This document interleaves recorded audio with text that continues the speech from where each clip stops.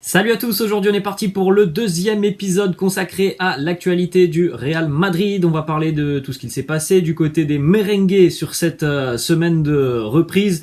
Vous avez été très nombreux la semaine dernière à me laisser de retours très positifs sur le premier épisode, donc déjà merci à vous tous. Vous avez été aussi assez nombreux à me demander de continuer cette série, si possible en essayant de travailler le concept sur d'autres clubs, donc ça sera fait à l'avenir.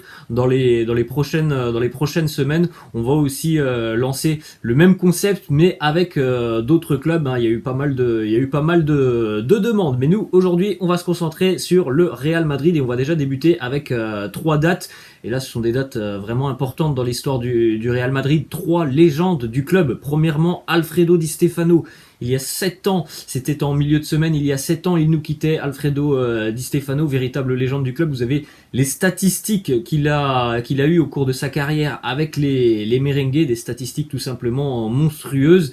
Un homme qui a d'ailleurs remporté aussi 5 Coupes d'Europe avec le Real Madrid et des statistiques en tant que buteur qui sont là aussi très très impressionnantes, avec 308 buts inscrits en 396 matchs avec les merengues, 8 titres aussi de champion d'Espagne. On enchaîne avec aussi l'arrivée de Zinedine Zidane. C'était il y a 20 ans du côté des merengues, évidemment, l'arrivée en tant que joueur pour Zinedine Zidane. Petite image arrêtée d'un but légendaire inscrit par ZZ. Finale de la Champions League, le Real affronte le Bayer Leverkusen. Cette reprise du pied gauche de Zinedine Zidane qui se loge au fond de la lucarne. Ensuite, autre date, cette fois-ci c'était il y a 12 ans, le GOAT Cristiano Ronaldo s'engageait du côté du Real Madrid, présentation officielle au Bernabéu devant près de 80 000 personnes. Arrivé en tant que crack, Cristiano est reparti comme une légende.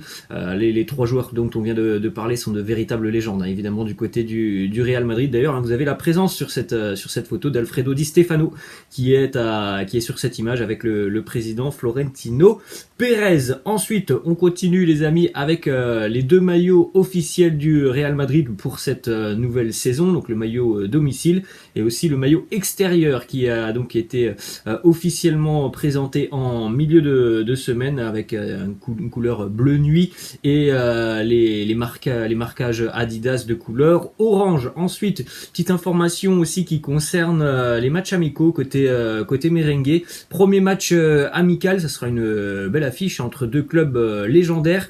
Le Real sera du côté de Glasgow à Ibrox Park pour affronter les Rangers de Steven Gerrard. Ça sera dans un petit peu plus d'une dizaine de jours, un match plutôt sympa quand on sait que les Rangers ont totalement écrasé le championnat écossais cette saison.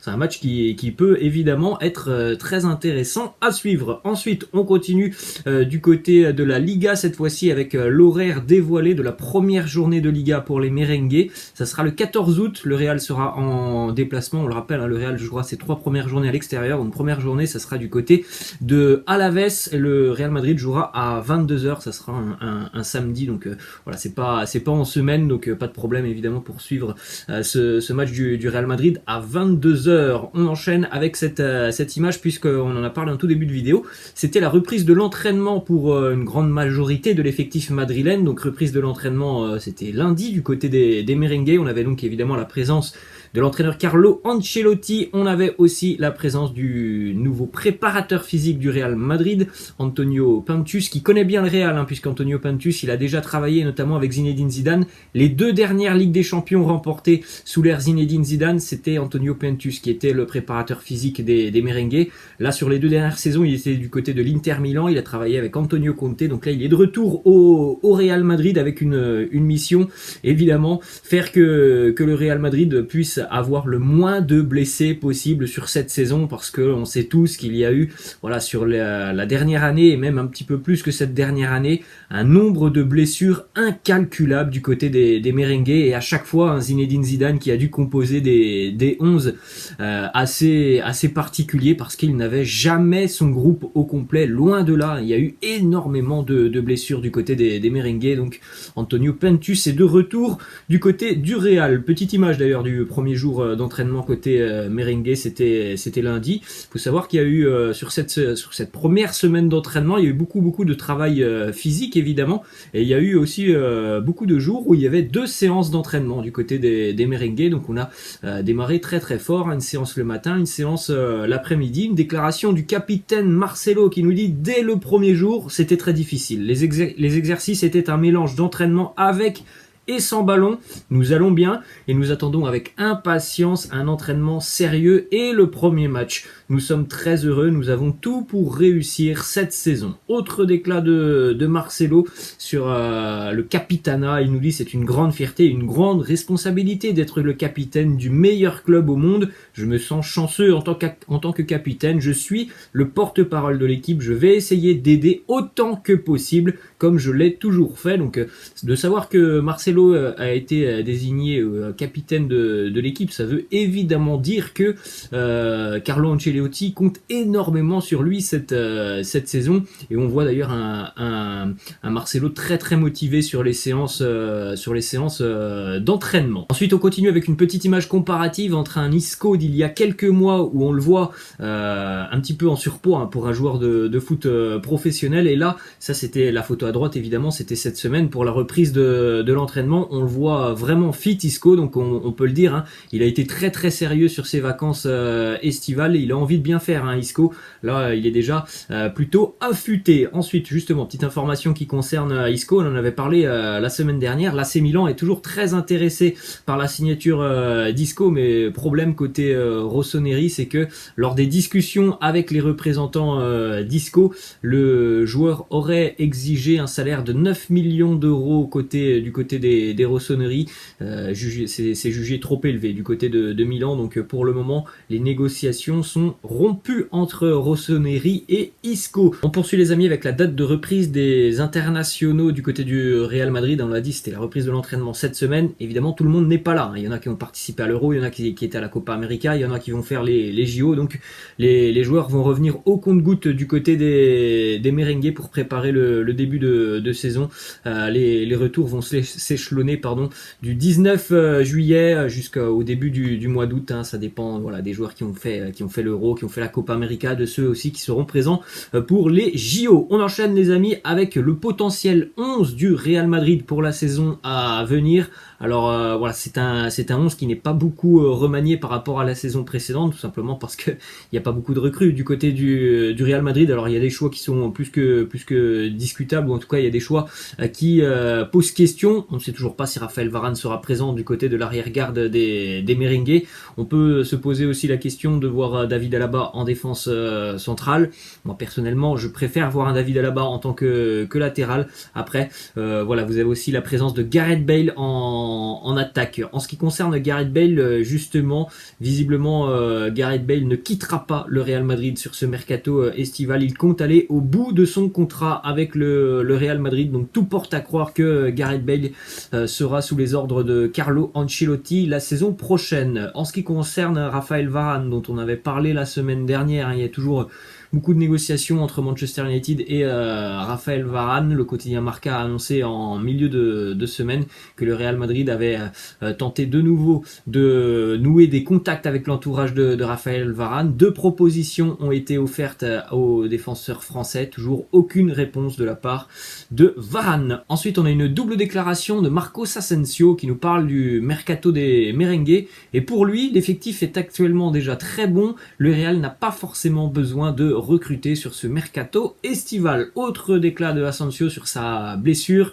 sur la saison dernière, il nous dit: suite à ma blessure, je connais beaucoup mieux mon corps pendant la récupération. Je n'ai pas sauté un seul entraînement, j'étais presque obsédé par le fait de prendre soin de mon genou, de mon physique, et maintenant je suis rétabli et revenu à 100%. Alors il a joué évidemment une grande partie de la saison dernière, hein, Marco Asensio, quasiment toute la saison, mais peut-être que il a été pas forcément à 100%, notamment sur la première partie de de saison. C'était quand même une grave blessure qu'il a eue il y a 2 ans, donc c'est certainement un autre Marco Asensio qu'on aura l'année prochaine du côté des Merengues, parce que là il aura fait aussi une préparation complète cet été, et ça évidemment c'est très très important. Ensuite on enchaîne avec notamment la une du quotidien AS, c'était en milieu de semaine, une sur Dani Ceballos qui souhaite s'imposer du côté du Real Madrid, une déclat de Dani Ceballos qui nous dit: je suis un joueur du Real, j'ai encore 2 ans de contrat, je dois parler au nouvel entraîneur après les Jeux Olympiques et à partir de là, je déciderai de mon avenir.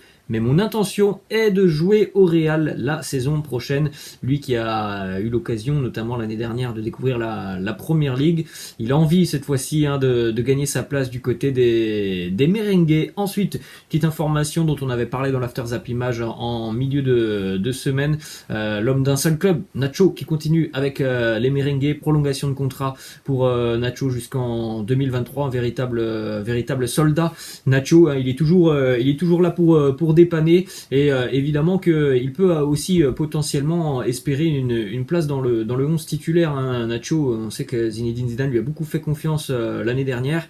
Il l'a bien rendu sur le terrain. C'est un garçon qui a un état d'esprit irréprochable. Ensuite, on continue avec une information qui concerne le jeune défenseur Miguel Gutiérrez, qui a beaucoup été utilisé sur la fin de saison avec les Merengues lors de la grande course pour le titre en Liga sur les 5-6 dernières journées. Beaucoup de temps de jeu pour Miguel Gutiérrez. Il faut savoir que 15 clubs de Liga se montrent intéressés pour un prêt de Miguel Gutiérrez. Il y a Arsenal aussi qui se montre intéressé, et les Gunners seraient même prêts à lever la clause libératoire du jeune Gutiérez, clause libératoire fixée à 40 millions d'euros. À l'heure actuelle, du côté du Real, on essaye aussi de convaincre le joueur qu'il aura certainement sa chance cette saison avec l'équipe première des Merengues. Ensuite, on continue les amis avec une information qui concerne le dossier Achraf Hakimi, qui s'est donc engagé du côté du Paris Saint-Germain. On a une déclaration de l'agent d'Achraf Hakimi, Alejandro Camano, qui nous parle de l'avenir d'Achraf Hakimi et qui n'exclut pas un retour au Real. Il nous dit: nous réservons l'illusion et le rêve qu'Achraf revienne au Real parce qu'il est né à Madrid, il a grandi à Madrid et il a comme objectif final de rejouer un jour pour le Real Madrid. Et on va terminer cet épisode les amis avec une information qui concerne l'avenir de Kylian Mbappé. Depuis sa sélection en équipe de France, Karim Benzema joue un rôle clé dans l'opération Mbappé. Il a noué d'excellentes relations avec Mbappé pendant cet Euro. Les deux joueurs ont même partagé quelques moments de leurs vacances en Grèce à Mykonos ensemble. Et puis on rappelle aussi les déclarations de Karim Benzema en conférence de presse du côté de l'équipe de France.